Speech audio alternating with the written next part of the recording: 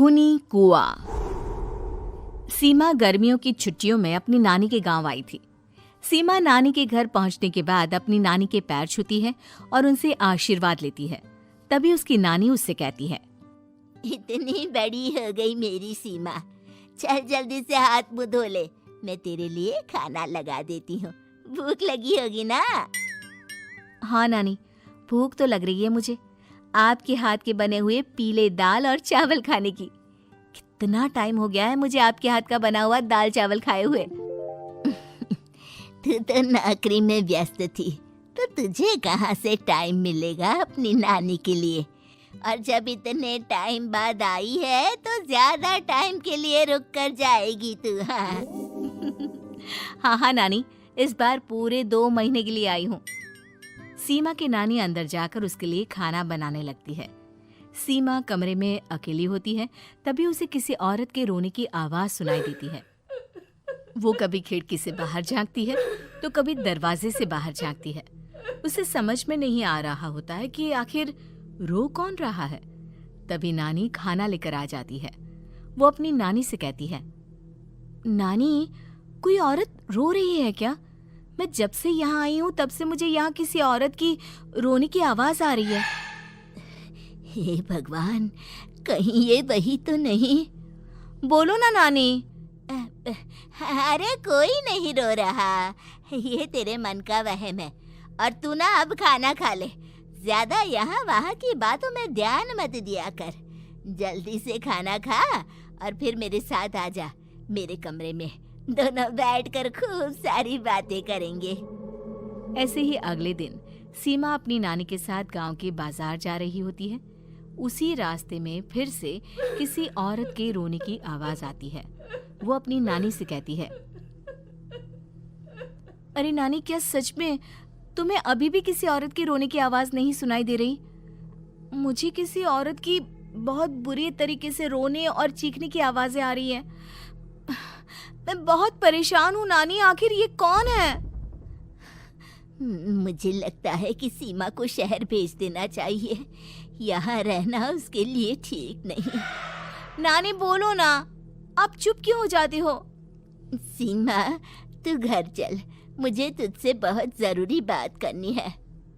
नानी सीमा को घर ले आती है और सीमा से कहती है, सीमा, कल सुबह तू शहर वापस चली जाएगी।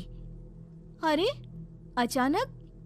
आखिर क्या बात है नानी, आप मुझे ऐसे जाने को क्यों कह रही हो? मैं बस जो कह रही हूँ उस पर ध्यान दे। तू कल सुबह यहाँ से चली जाएगी, और ये बात मैं कोई मजाक में नहीं बोल रही। तू कल जाएगी तो मतलब जाएगी। अरे नानी, चली जाऊंगी मैं, ठीक है, पर आखिर बात क्या है ये तो बता दो। मम्मी से कोई बात हुई है या फिर मुझसे कोई गलती हुई है जो तुम मुझे अचानक से जाने के लिए बोल रही हो? देख सीमा, रात बहुत हो चुकी है और मुझे इस बारे में कोई बात नहीं करनी। चल, अब चल के मेरे साथ सो जा। सुबह की बस पकड़कर तुझे शहर भी तो जाना है। सीमा को अपनी नानी का ऐसा व्यवहार देखकर बहुत ही अजीब लगता है। उसे कुछ समझ में नहीं आ रहा होता है कि आखिर उसकी नानी उसे अचानक से गांव छोड़कर जाने के लिए क्यों कह रही है। ये सारी बातें सोचते सोचते सीमा की आंख लग जाती है और वो अपनी नानी के साथ सो जाती है। ऐसी ही आधी रात को सीमा को फिर से किसी औरत की रोने की आवाज सुनाई देती है। वो उस औरत की आवाज सुनकर बार बार करवटें बदल रही होती है और तभी उसे सपने में भी एक अजीब सी औरत की परछाई दिखाई देती है, जो इतना चीख चीख कर रो रही होती है कि सीमा डरकर उठ जाती है। वो पूरे पसीने पसीने हो रही होती है। वो अपने आसपास देखती है तो घर में बिल्कुल शांति का माहौल होता है। सीमा घबरा जाती है। वो अपनी नानी को जगाने की कोशिश करती है, मगर उसकी नानी नहीं जगती। सीमा को फिर से उस औरत की रोने की आवाज सुनाई देती है। आखिरकार सीमा अपने आप को रोक नहीं पाती और वो घर का दरवाजा खोलकर बाहर निकलती है। आखिर ये माजरा क्या है? आज तो मैं पता करके रहूंगी। अब आवाज का पीछा करते हुए सीमा आधी रात को गांव के चौपाल के पास बने कुएं के पास पहुंच जाती है, जहां कुएं की चारों ओर बेड़ियां लगी होती हैं। उन बेड़ियों में लगे हुए ताले के साथ एक लाल रंग का कपड़ा और माता रानी का कलावा बंधा होता है। उस कुएं में से सीमा को किसी के रोने की आवाज आती है। सीमा परेशान हो जाती है। इस कुएं में कौन है? कौन है यहाँ? सुनो, कौन है? कौन रो रहा है? वो चिल्ला चिल्ला कर पूछती है और साथ ही लोगों को जगाने की कोशिश करती है, मगर किसी को भी उसकी आवाज सुनाई नहीं देती। अब सीमा खुद उस कुएं के पास की बेड़ियों और तालों को खोलने की कोशिश करती है और किसी तरह कुछ देर की मशक्कत के बाद सीमा उसको खोल भी देती है। और जैसे ही वो कुआं खोलकर उसके अंदर झांकती है, सीमा उस कुएं में गिर जाती है। इतने में उसकी नानी की नींद भी खुल जाती है और सीमा को पास ना देखकर नानी परेशान हो जाती है। नानी घबराकर पूरे घर में उसे ढूंढने की कोशिश करती है, जिसके बाद उसकी नानी और सभी लोग उस खूनी कुएं के पास जाते हैं और सीमा की नानी कुएं के पास खड़ी होती है। सभी गांव वालों और सीमा की नानी को सीमा के चिल्लाने की आवाज आती है, बचाओ, कोई मुझे बचाओ। मेरी बच्ची, हम आ गए, हम तुझे बचा लेंगे। नानी, मुझे यहाँ बहुत डर लग रहा है। यहाँ इंसान की कटी हुई मुंडिया, हाथ, पैर और कंकाल है और खून भी है। नानी, मुझे डर लग रहा है। आप सब मेरी मदद कीजिए, नहीं तो ये खूनी कुआं मेरी बच्ची को भी खा जाएगा। अरे मुझे तो ये समझ में नहीं आ रहा कि आखिर इस खूनी कुएं को खोला किसने। सालों पहले इसको इतनी मुश्किलों के बाद तांत्रिक बाबा ने बंद किया था। अरे पूरा गांव खूनी कुएं के बारे में अच्छे से जानता है, तो कोई भी जानबूझकर तो ऐसा करेगा नहीं। मतलब किसी ने अनजाने में इसे खोल दिया है भैया।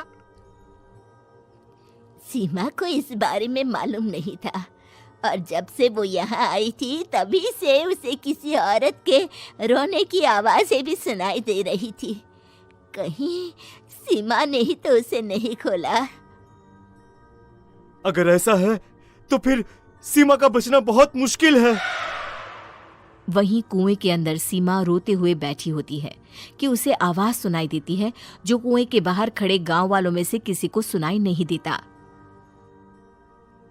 आज सालों के बाद मुझे ताजा खून मिलेगा।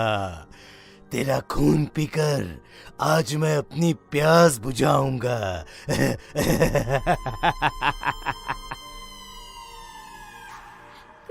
कौन है? मत मारो प्लीज, मुझे जाने दो प्लीज।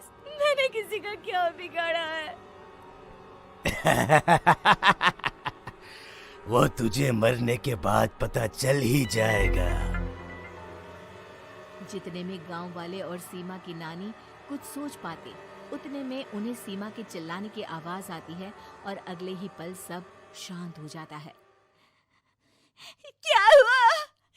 सीमा, मेरी बेटी। माफ करना बहन, लेकिन अब सीमा वापस नहीं आएगी। हमें एक बार फिर से कुएं को बंद करना होगा। गांव वाले तभी तांत्रिक को बुला कर लाते हैं। एक बार फिर अपनी शक्ति से तांत्रिक बाबा उस कुएं को हमेशा हमेशा के लिए बंद कर देते हैं और वहां एक बोर्ड लगा दिया जाता है कि यहाँ आना मना है। काला साया। यूं तो बनारस घाट अपनी खूबसूरती के लिए बहुत प्रचलित है, पर घाट के किनारे कई राज लिए बैठे हैं। ये कहानी शुरू होती है बनारस के घाट के पास बने ममता निवास से, जहाँ प्रिया लाल जोड़े में ममता के घर उसकी बहू बनकर आती है। आओ आओ बहू, घर को अपने पैरों से पवित्र करो। ममता घर की दहलीज पार कर ही रही होती है कि अचानक एक बहुत गंदी सी बास पूरे घर में फैल जाती है।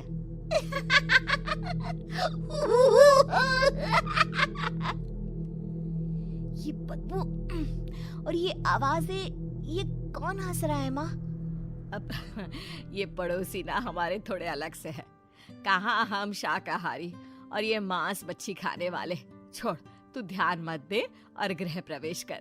और हाँ बहू, अपनी सास की एक बात हमेशा याद रखना, इन पड़ोसियों से तो कभी बात नहीं करेगी।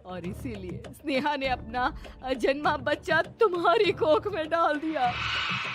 ममता ये कह रही होती है कि पीछे से उसके पैरों को एक बच्चा पकड़ लेता है।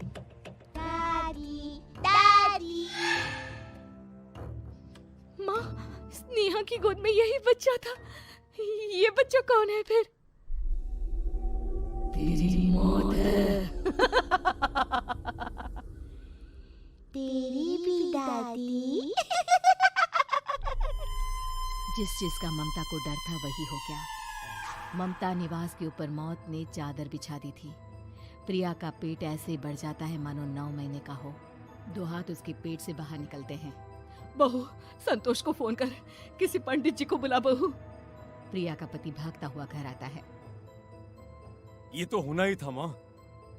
तेरा पाप तेरे सामने आ गया तो तू सह नहीं पा रही है। स्नेहा घर में आग लगी नहीं थी, माँ ने लगाई थी, प्रॉपर्टी की लालच में। और वो बच्चा मेरी पहली पत्नी का बच्चा है, मेरा बेटा, जो कि उस आग की चपेट का शिकार हो गया था। मैंने तुमसे ये सब माँ के कहने पर छुपाया था। मुझे माफ कर दो प्रिया। तुम अगर चाहो तो यहाँ से जा सकती हो। मैं तुम्हें किसी भी बंधन में रखना नहीं चाहता। मेरी शादी हुई है आपसे, मैं आपको छोड़ नहीं सकती, पर उससे पहले हमें स्नेहा, उसकी माँ और बच्चे की आत्मा की शांति करवानी होगी। संतोष और ममता गौरी के घर जाते हैं। अंदर सब कुछ जला हुआ होता है। जमीन पर जली हुई लाशें बिखरी हुई थी। ममता रो रो कर अपनी करने की माफी गौरी से मांगती है। प्रिया स्नेहा के घर वालों का अंतिम संस्कार करवा देती है और ममता निवास फिर से आत्माओं के साए से मुक्त हो जाता है।